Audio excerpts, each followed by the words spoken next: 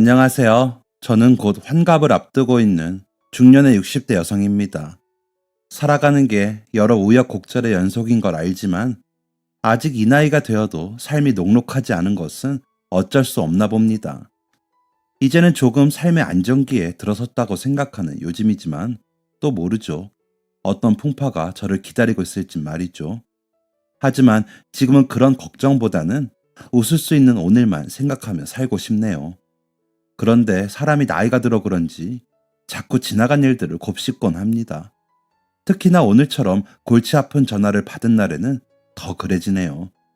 그래서 마음을 달래고 싶은데 평소에 저의 짝꿍이랑 들으면서 수다거리를 만들어주던 이곳에 이렇게 사연을 써보자 결심을 했습니다. 그냥 어디에라도 털어놓고 위안받고 싶어 시작한 글이니 대견하다 해주시면 감사하겠습니다. 저는 3남매 중 첫째로 태어났습니다. 제 아래로 3살 터울과 5살 터울의 두 남동생이 있죠. 제 어머니는 막내 동생이 3살이 되던 해에 집에서 걸레질을 하다 쓰러지신 이후 일어나지 못하시고 돌아가셨습니다. 제 나이 고작 8살이었죠. 아버지는 성실하시고 다정하셨지만 저희 3남매를 키우시기 위해 어머니가 돌아가시기 전보다 더 열심히 일을 하셔야 했습니다. 어머니가 돌아가시기 전부터 트럭에서 과일 장사를 하셨는데 새벽에 어머니와 아버지는 함께 시장에 나가 트럭에 과일을 싣고 어머니는 집으로 돌아와 저희를 돌보셨습니다. 그리고 오후에는 아버지와 함께 장사를 하시고 저녁에 돌아오시던 어머니가 안 계셨으니 모든 게 아버지의 몫이었죠. 물론 부모님이 안 계신 동안 동생들을 돌보는 것은 전부터 제 몫이었습니다. 부모님이 일을 가신 집에서 어린 제 동생들과 그림도 그리고 책도 읽고 지냈죠. 다행히도 동생들은 떼를 쓰거나 울거나 보채지 않았습니다. 착한 아이들이었죠.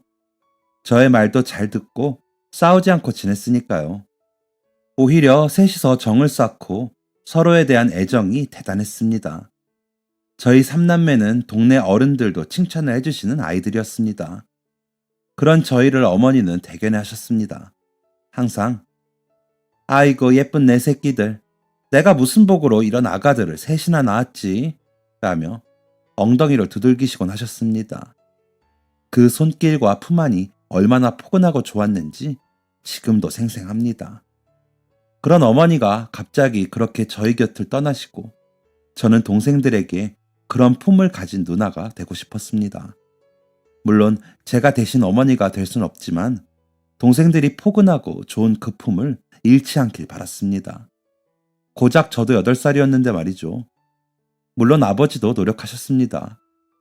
매일 잠들기 전 저희를 슬픈 눈으로 보시며 머리를 쓰다듬으시곤 하셨는데 저희가 잠이 들면 어머니 사진을 보시면서 우셨습니다.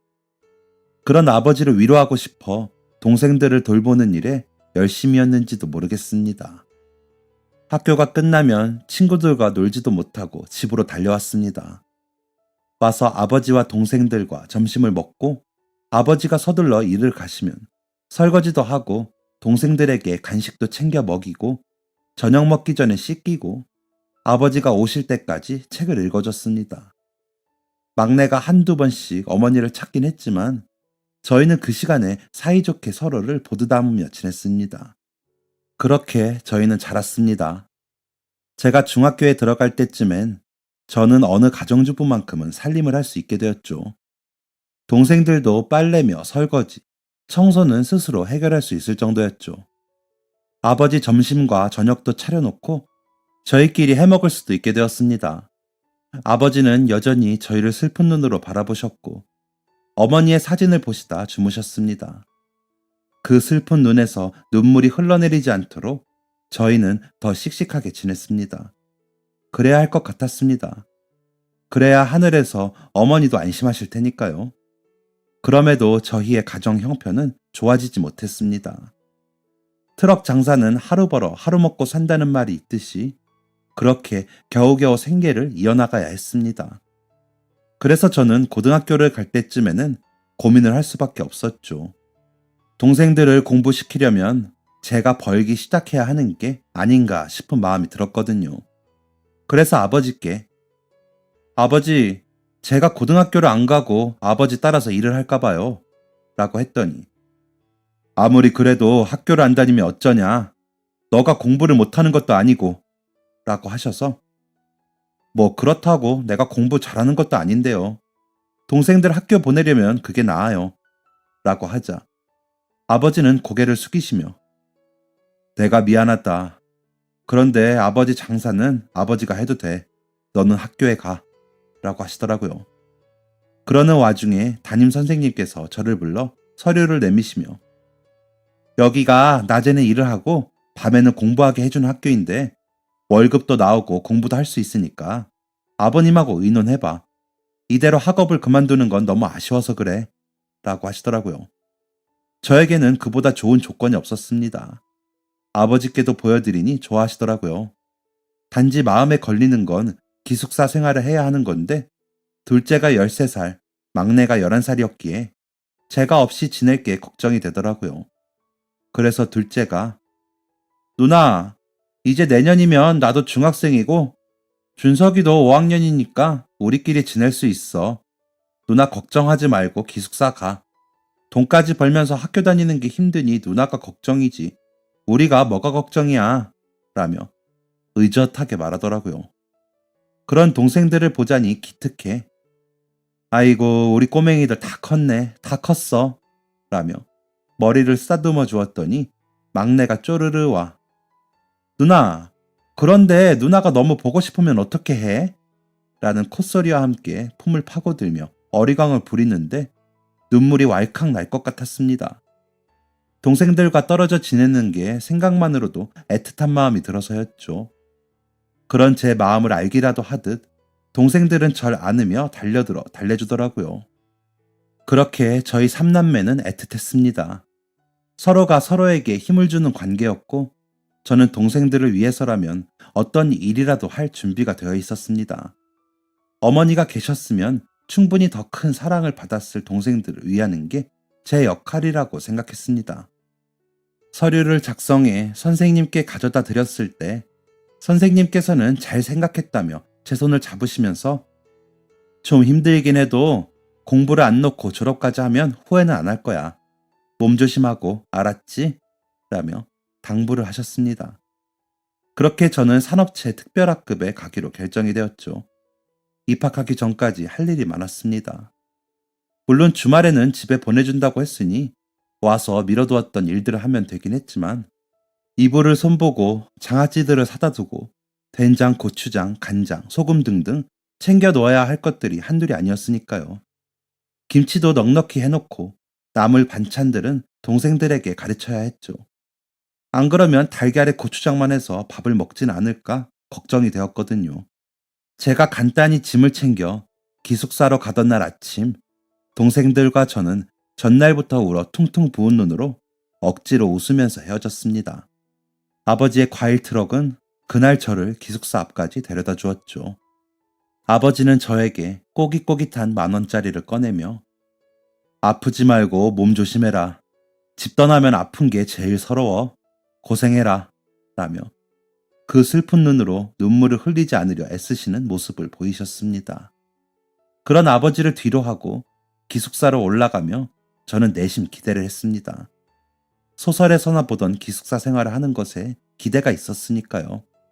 하지만 제 상상 속의 기숙사는 어디에도 없었습니다. 4명이 한 방을 쓰는 그곳에서 저처럼 앳된 친구와 방장 언니로 이루어져 한 조처럼 움직였습니다. 우리는 새벽에 일어나 공장으로 가 일을 하고 저녁을 먹고 학교로 가 공부를 했습니다. 가끔 잔업이 남으면 학교에 보내주지 않아 울면서 일을 해야 할 때도 있었죠. 그리고 약속했던 월급에서 밥값과 기숙사비를 제하고 나면 정말 형편없는 금액의 돈이 월급이라고 들어왔습니다. 더 힘든 것은 주말마다 갈 수 있다던 집에 못 가는 일이었습니다. 생산량을 못 맞추면 일요일에도 근무를 해야 할 때가 많았거든요. 선풍기와 헤어드라이기 같은 전자기기들을 조립하는 회사였는데 수출량이 많아 매일 바빴습니다.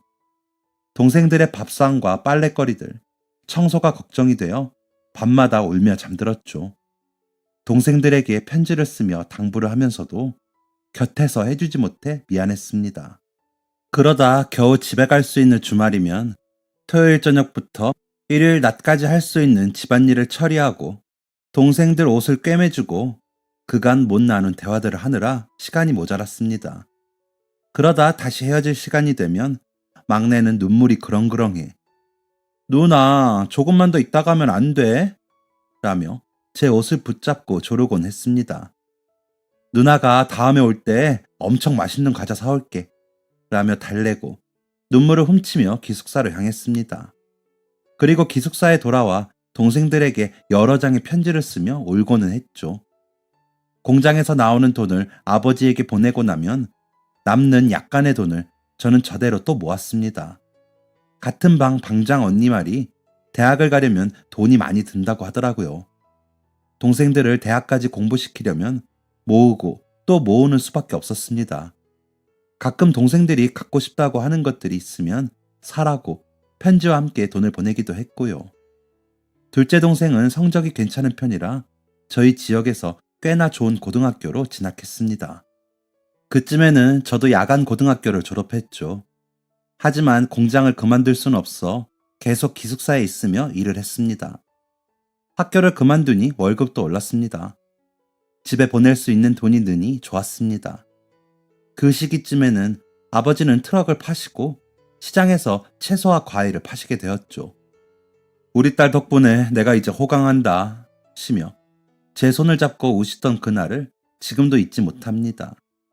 막내는 나는 공부가 재미가 없어 누나 하면서 우는 소리를 하긴 했지만 저는 그래도 남자가 많이 배워야 한다.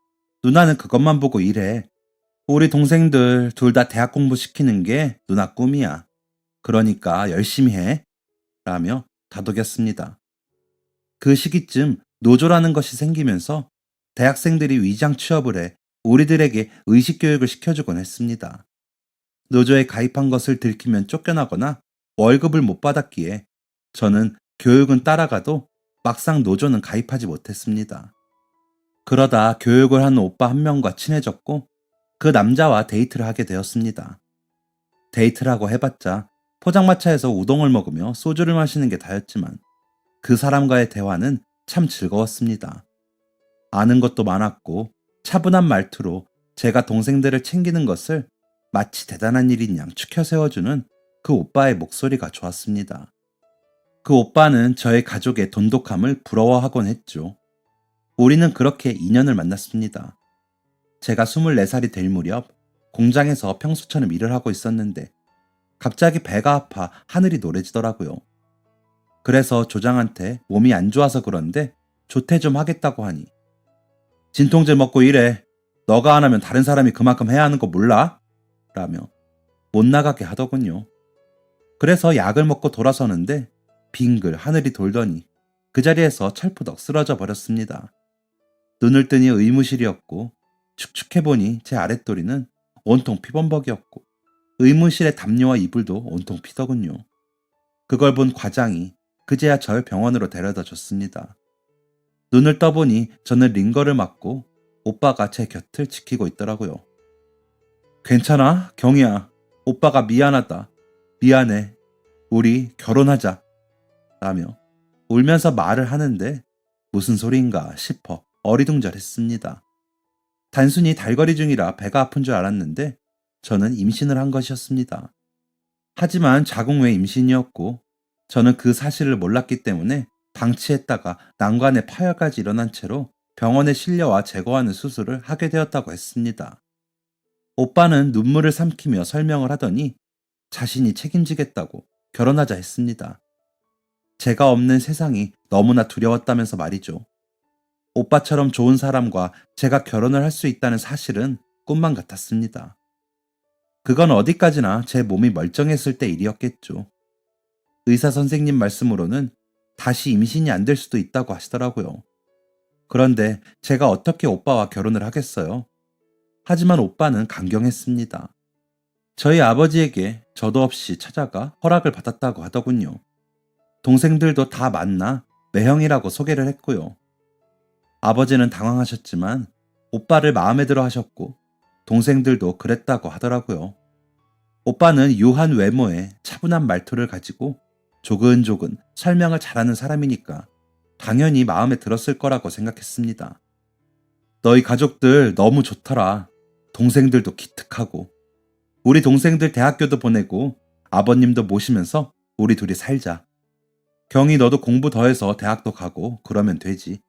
아이가 없어도 우리가 해야 할 일이 얼마나 많은데. 우리 그렇게 살자. 내가 전에 말했지? 난 너희 가족이 부럽다고. 날 그 가족 구성원으로 받아줘. 라며 웃는 오빠의 말을 저는 끝까지 거절하지 못했습니다. 결혼식을 올리려면 오빠의 부모님에게도 인사를 해야 하니 찾아가 봤지만 문도 열어주지 않으셨습니다. 그런 상황이 익숙한지 오빠는 제 손을 꼭 잡고 미안, 내가 우리 가족 사이에서 일해. 그냥 아버님 모시고 처남들이 있는 데서 우리끼리 결혼하자. 공장 사람들도 부르면 허전하진 않겠다. 라며 슬픈 얼굴로 웃었습니다. 그런 오빠를 보며 오빠와 열심히 살아 부모님께도 인정받겠다고 다짐을 했습니다. 기숙사에서 한 방을 쓰던 언니, 동생들을 비롯한 공장 식구들을 초대하고 아버지와 동생들을 데리고 일요일 낮 공장 근처 성당에서 결혼식을 올렸습니다. 빌려온 드레스에 언니들이 해주는 화장을 하고 신부님의 주례로 결혼을 했죠. 음식도 간소하게 잔치국수를 끓여 손님들을 대접했습니다. 오빠와의 신혼집은 단칸방에 부엌이 달린 작은 쪽방이었습니다. 오빠는 그간 모아놓은 통장을 보여주며 우리 시작은 어렵지만 열심히 벌자. 일단 이 돈으로 처남들 학비하면 될 것 같아. 라고 하더군요. 그러더니 이제는 노조 일도 안 하고 공장은 그만둘 거야. 배신이지만 다들 이해해 주겠지. 대학을 졸업하진 못했지만 그래도 자리가 좀 있더라. 그래서 출판사로 출근하기로 했어. 아는 선배가 일하는 곳인데 월급도 잘 나오고 일하기도 편하대. 그러니까 경희야, 너도 공장 그만두고 공부해서 대학 가. 라는데 눈물이 나더군요. 오빠, 너무 고마워요. 그런데 우리 일단 하나씩 해요. 오빠가 회사로 가고 나는 공장에서 일하면서 더 열심히 돈을 모아요. 그러고 나서 동생들 학교 보내고 나면 그때 돼서 생각해도 늦지 않아요. 오빠도 일에 적응도 해야 하잖아요. 라고 말했죠. 왜냐하면 저는 얼른 자리 잡고 오빠네 부모님께 인정받고 싶었거든요. 동생들 뒷바라지하는 조건에 아이까지 못 낳는 제가 오빠의 부모님 앞에 당당하지 못한 건 사실이었으니까요. 그런 저의 생각을 오빠도 눈치를 챘는지 오빠는 그러자고 했습니다. 그래야 제 마음이 편할 수 있다면 그렇게 하자고요. 그렇게 저는 공장으로, 오빠는 출판사로 출근을 했습니다. 오빠는 공장에 다닐 때보다 더 바빠졌습니다. 그러면서도 짬이 나는 대로 저희 친정집으로 가 아버지와 동생들을 만나고 어울렸습니다. 아버지 가게 일을 돕기도 하고 동생들 공부를 봐주기도 하면서요. 저보다 더 많이 친정에 드나들 정도였죠. 그렇게 오빠는 남편이 되었고 그 노릇을 너무나 훌륭히 해주었습니다. 누가 보아도 자랑스럽고 착한 사위와 매형이었죠. 저는 그런 남편이 점점 더 좋았습니다. 동생들도 그랬죠. 매형 덕에 성적이 올랐다던 막내는 고등학교 가서도 중간 등수는 유지했고 둘째는 상위권 대학에 들어가 은행원이 되겠다고 하더라고요. 왠지 가난한 환경에 한이 맺혀 그런 것 같아 마음이 짠하긴 했지만 그래도 자랑스러웠습니다. 막내는 그래도 서울 중하위권 대학은 가더니 매형, 저는 작가가 되고 싶어요. 나중에 매형 출판사에서 꼭 출판해 주세요. 라고 말하고는 했습니다. 그런 동생들을 보는 남편의 눈은 항상 따뜻했습니다. 저의 친정 식구들을 정말로 가족이라고 생각하며 뭐든 다 해주고 싶어 했죠. 감사했습니다. 지금 생각해도 그런 사람과 결혼할 수 있었던 건 저에게 큰 행운이었습니다. 항상 다정했고 아무리 힘들어도 공장에서 일하는 저만큼은 아니라며 제 편의를 봐주었죠. 장도 봐놓고 음식도 해놓기도 했고요. 저를 아는 모든 사람들은 저런 사람이 없다며 다들 입에 침이 마르도록 칭찬을 하던 사람이었습니다. 물론 경제적으로는 상황이 좋아지진 못했습니다. 남편의 월급은 2, 3개월 밀리기도 일쑤였고 제 날짜에 나오는 일도 드물었죠. 그런데다가 동생들 학비하고 용돈 주고 하다 보면 어떤 달은 통장이 텅텅 비워지기도 했고요.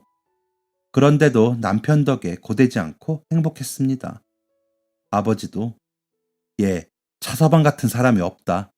뭐든 다 맞춰주고 하고 싶다는 대로 해줘라. 너희 시부모님도 얼른 마음을 여시면 좋은데 차서방 마음 안 허전하게 잘 살펴줘. 라고 하셨죠. 저도 점점 더 시부모님과의 교류가 마음에 걸렸습니다. 그래서 큰 결심을 했습니다. 남편 없이 시댁으로 혼자 찾아갔습니다. 어찌됐건 한번 부딪혀라도 보려고요. 배를 누르니 누구세요? 라는 물음이 되돌아 나오는데 머리가 쭈뼛 설 정도로 긴장이 되었습니다. 저 차석규 씨 아내 되는 사람입니다. 라고 말씀드렸더니 한동안 대답이 없더니 문을 열어주시더군요. 철컥하며 문이 열리고 나오신 여자분은 상상해서보다 너무 유하고 작은 얼굴에 남편과 닮은 얼굴을 하셨더라고요. 안녕하세요. 문 열어주셔서 감사합니다. 라고 인사를 하니 들어와라. 라고 하시더라고요. 따라 집 안으로 들어가니 마당에는 근엄한 얼굴의 시아버님이 절 쏘아보고 계시더군요. 그래서 다시 한번 안녕하세요. 석규 씨 아내 되는 사람입니다. 어머님 아버님께 인사를 드리고 싶어 왔습니다. 라고 하자 누가 너 어머님 아버님이냐? 난 자식 없다고 생각한 지 오래다. 어디라고 찾아왔어? 나쁜 놈의 자식. 그렇게 공을 들여 키웠건만 어디 여자가 없어서 공순이랑 결혼을 해? 노동운동인가 뭔가 한다고 꼴값을 떨고 다닐 때 이미 우리는 아들이 없다고 생각했다. 그러니 다시는 찾아오지 마. 그 얘기하려고 문 열어준 거니까 착각하지 마라. 라고 모진 말을 쏟아내시는 시아버님 앞에서 저는 꼼짝을 못하고 서 있었습니다. 시어머니는 그런 시아버지 곁에서 눈물을 흘리시더니 점점 어깨를 들썩이며 소리를 내어 울기 시작하셨습니다. 마당 한가운데 서서 저는 아무 말도 못하고 사간 과일 바구니만 내려놓고 한참을 서 있었습니다. 한동안의 정적을 시아버님이 깨고 일어나시며 집 안으로 들어가 버리시고 나서야 시어머님은 제 쪽으로 걸어오시더군요. 우리가 아들 하나 키우면서 참 기대가 컸어. 제 누나와 여동생에게는 그렇게도 못하면서 귀하게 키웠다. 그랬던 아이가 그렇게 엇나가고 우리는 살아도 산 게 아니다. 그러니 다시는 찾아오지 마라. 제발 우리가 너무 괴롭다. 라고 하시더니 절 바깥으로 내보내시더라고요. 제가 사간 과일 바구니와 함께요. 그래도 그냥 그 과일 바구니를 가지고 올 수가 없어 문 앞에 두었습니다. 혹시나 문을 안 열어주실까 해서 써서 넣은 편지가 있었거든요.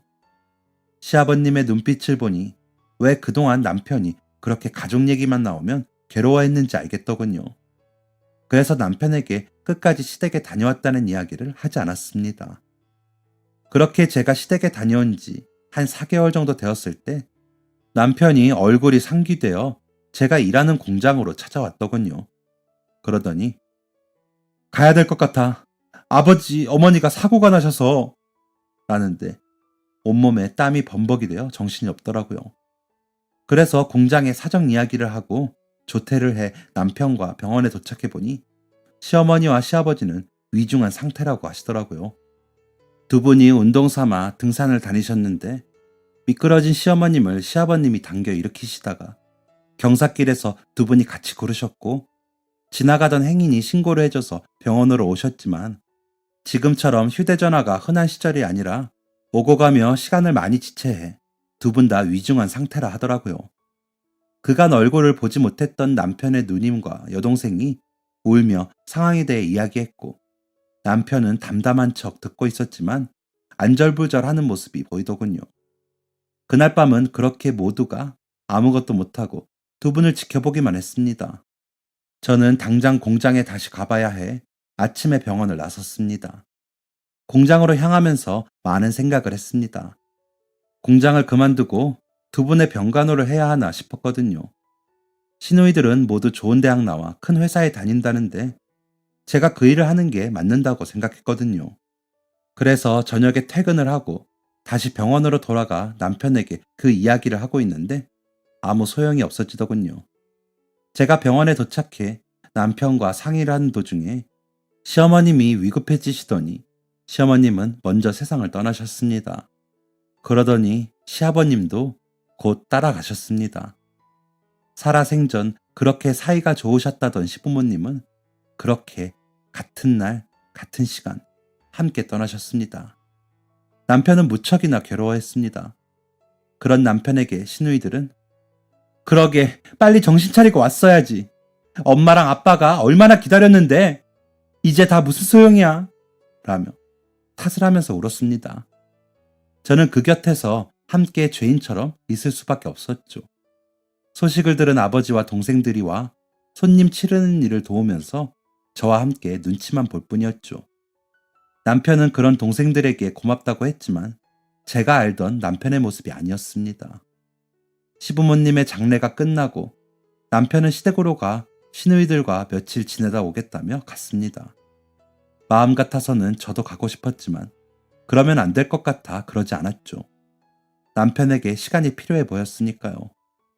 일주일쯤 시댁에서 지내던 남편은 굉장히 지친 얼굴로 돌아왔습니다. 그리고 전보다 더 쓸쓸한 얼굴로 정말로 고아가 되어버렸어 라며 미소를 짓는데 너무 슬퍼 보여 마음이 아팠습니다.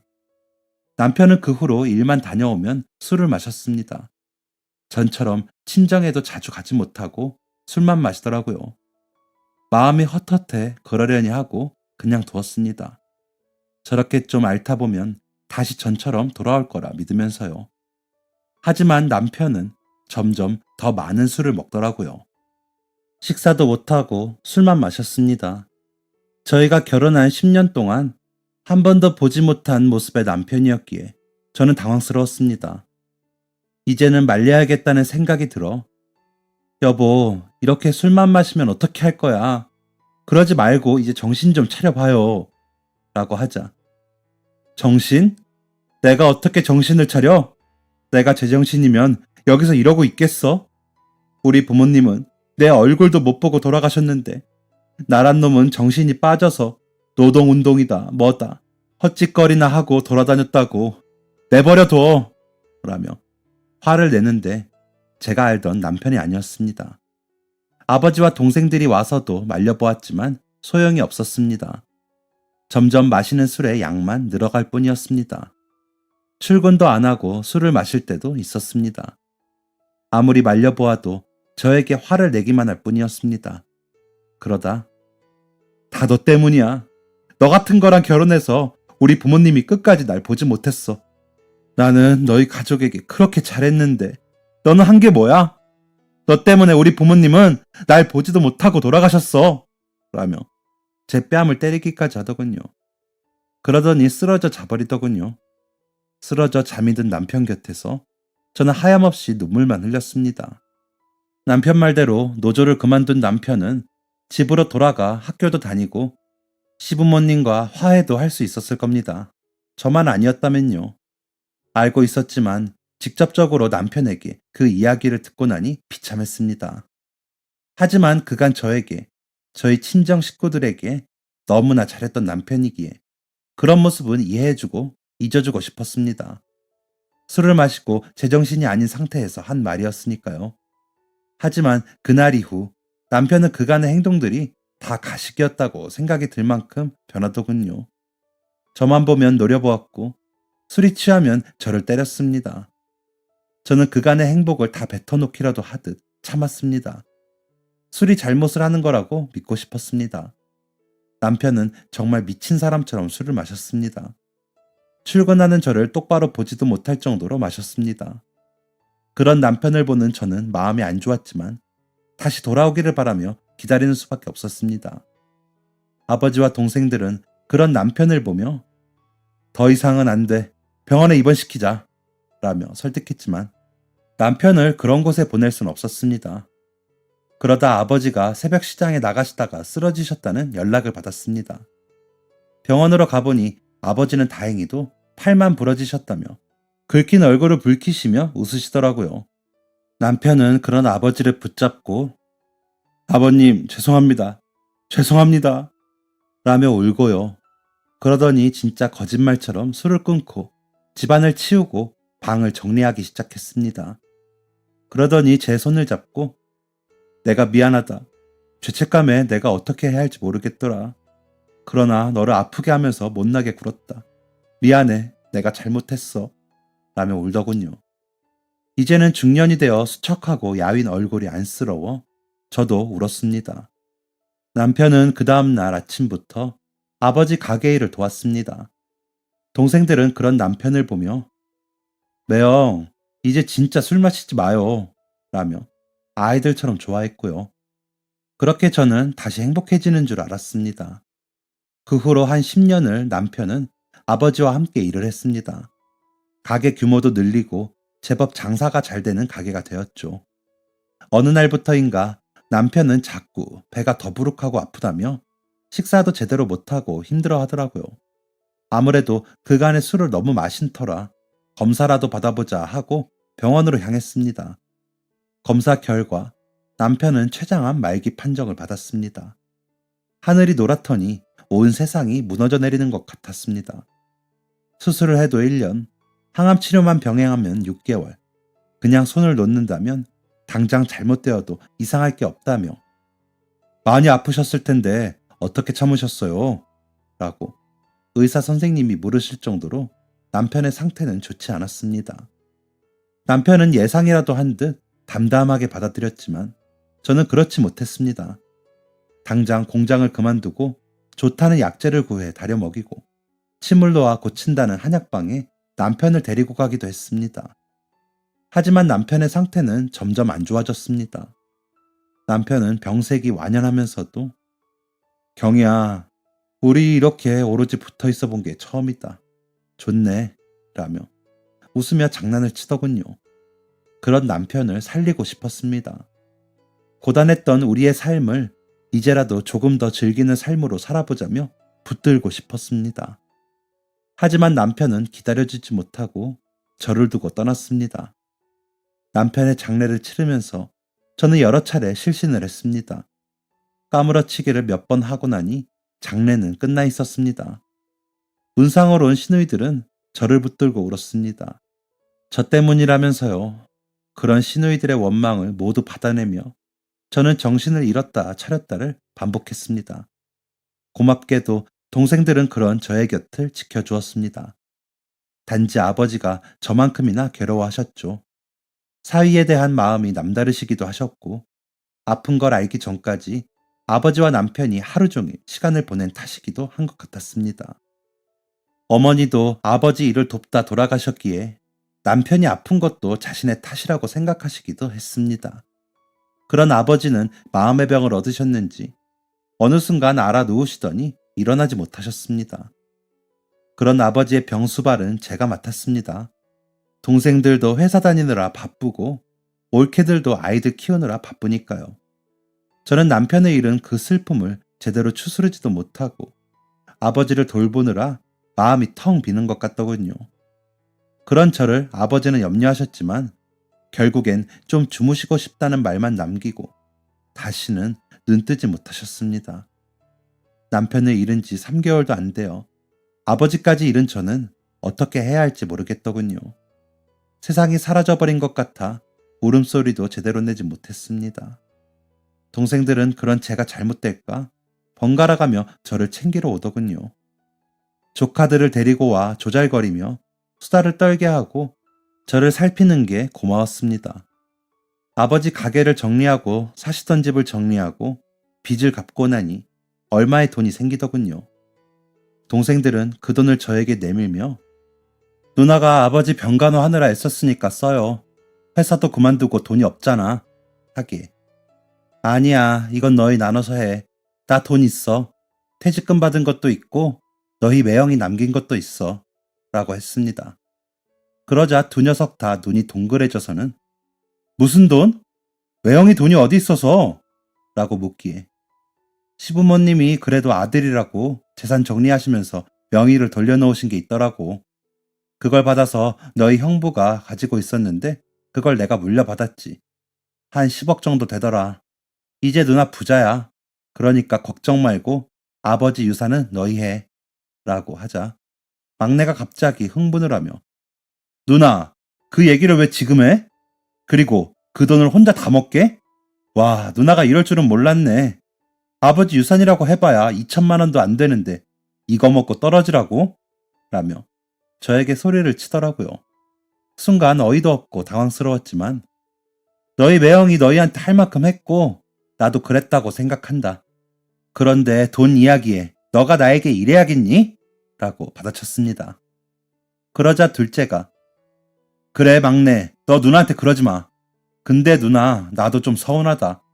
누나가 자식 있는 것도 아니고 우리도 겨우겨우 회사 다니면서 먹고 사는 거 알면서 그런 큰 돈을 상의도 없이 누나 혼자. 아무튼 알겠고 우리 갈게. 나중에 다시 이야기해. 라며 막내를 끌고 나가더군요. 허탈하더라고요.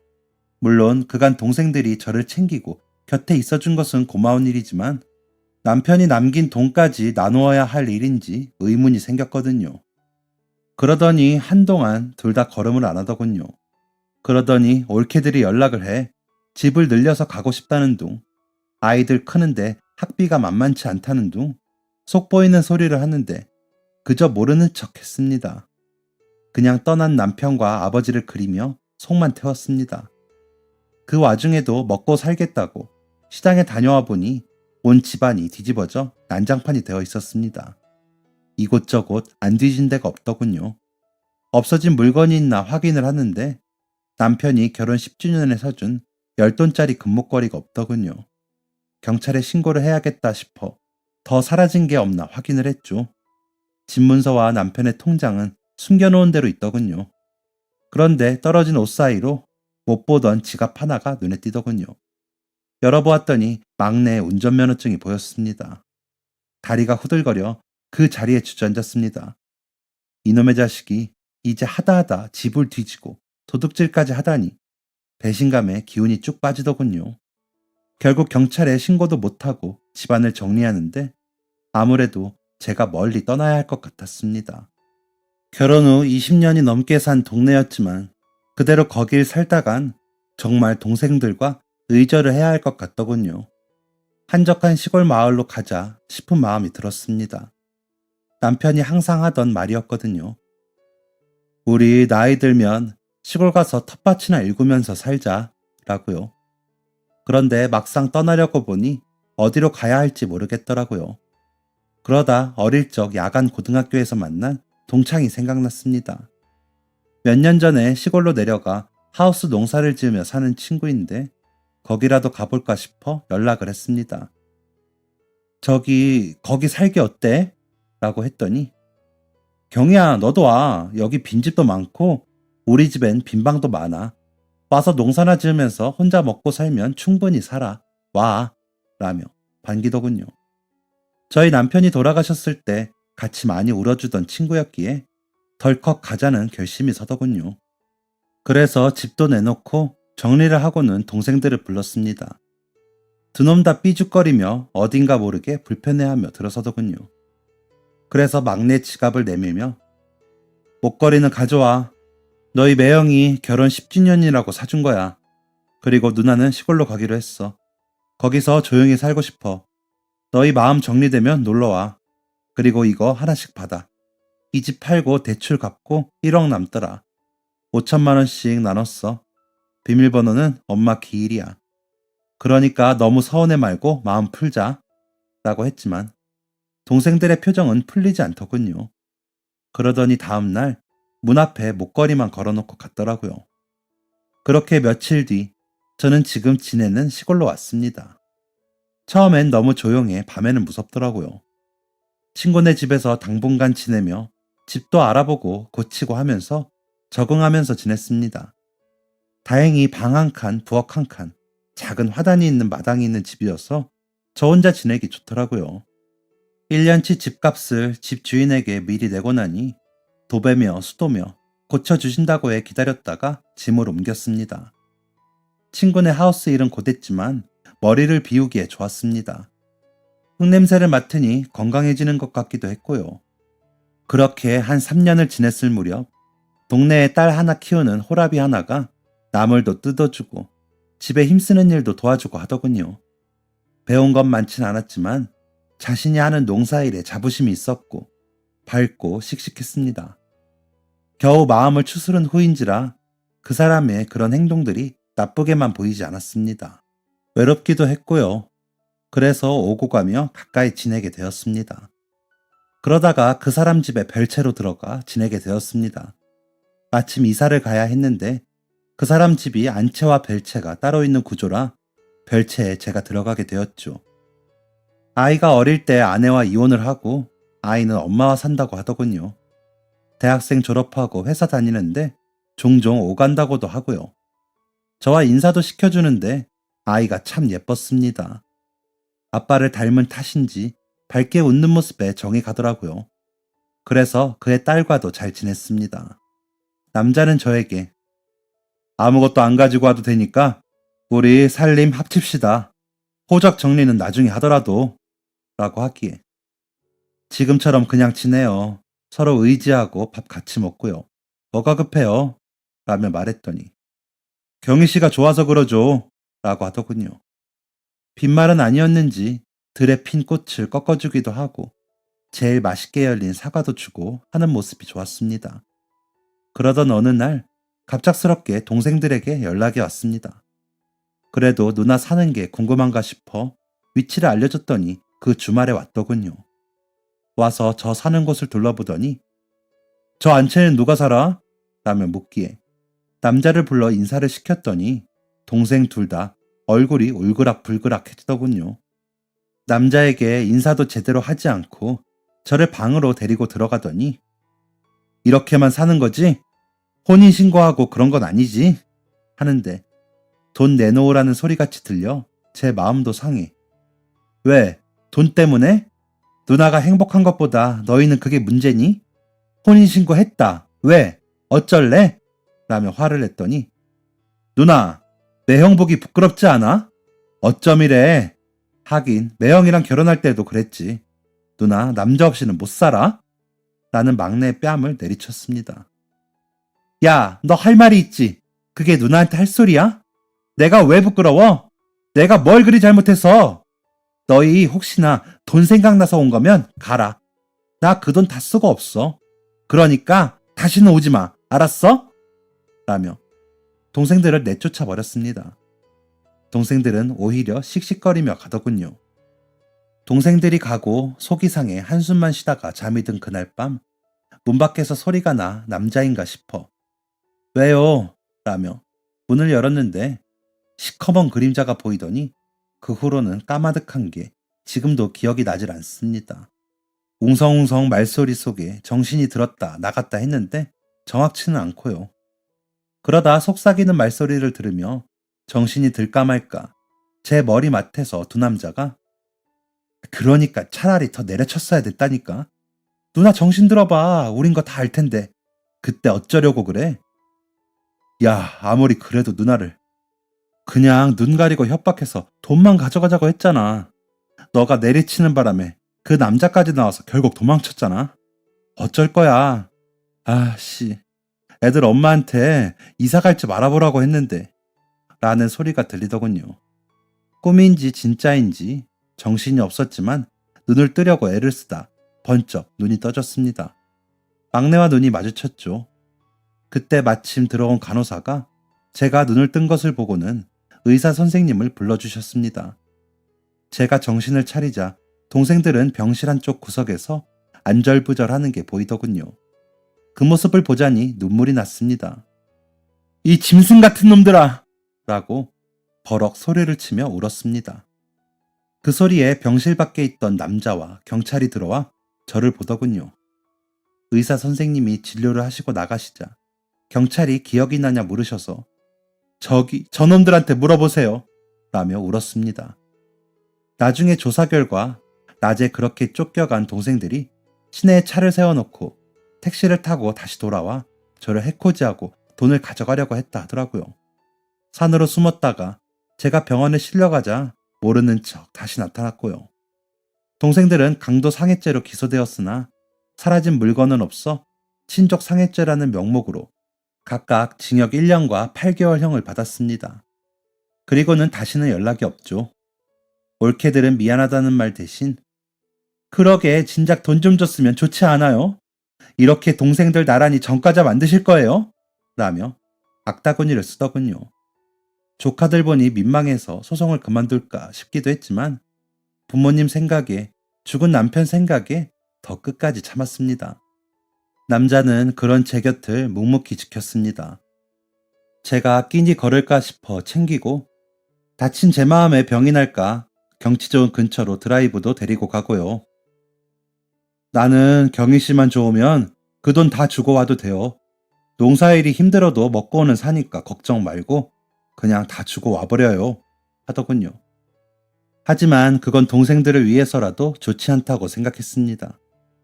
그래서 제가 죽을 때까지 쓸 것 같은 3억만 남기고 남편이 다녔던 대학에 남편 이름으로 기부를 해버렸습니다. 그러고 났더니 마음이 후련하더라고요. 남자도 잘했다고 칭찬하면서 자기가 먹여 살린다며 큰 소리를 치고요. 동네 일을 도우며 일당 받으면 신세 안 져도 되니 걱정 말라고 했습니다. 그렇게 살고 있고요. 남자와 저는 아직도 안채와 별채에 그렇게 나누어 살고 있습니다. 남자에게 방세도 주고요. 그의 딸과도 자주 왕래하며 지내고 있습니다. 며칠 뒤에 남자친구를 데리고 온다고 해서 뭘 해줄까 준비하고 있습니다. 자식이 있어 본 적이 없던 사람이라 그게 항상 고민이네요. 그러다 오늘 막내가 전화를 해 출소해 먹고 살기 힘든데 좀 도와달라며 울더군요. 안 그러면 자기 죽는다고. 난 너 때문에 죽을 뻔했으니 그런 일은 이제 너가 알아서 하라고 하고 끊었습니다. 참 우여곡절 많은 인생이지요. 그렇게 귀엽던 막내가 저를 그렇게 해치고 그걸 동조한 둘째를 생각하면 마음이 아직도 휘몰아칩니다. 그 또한 제가 죽을 때까지 지고 갈 짐이겠죠. 참 막막하고 아프지만 지금의 소소한 행복은 또 놓치고 싶지 않네요. 이대로 잘 살 수 있을까요? 정말 지금만 같길 바랄 뿐입니다. 여러분의 삶은 평탄하시길 바랍니다. 감사합니다. 지금까지 사연 들어주셔서 감사합니다. 사연이 재밌으셨다면 구독과 좋아요를 눌러주세요. 감사합니다. 안녕히 계세요.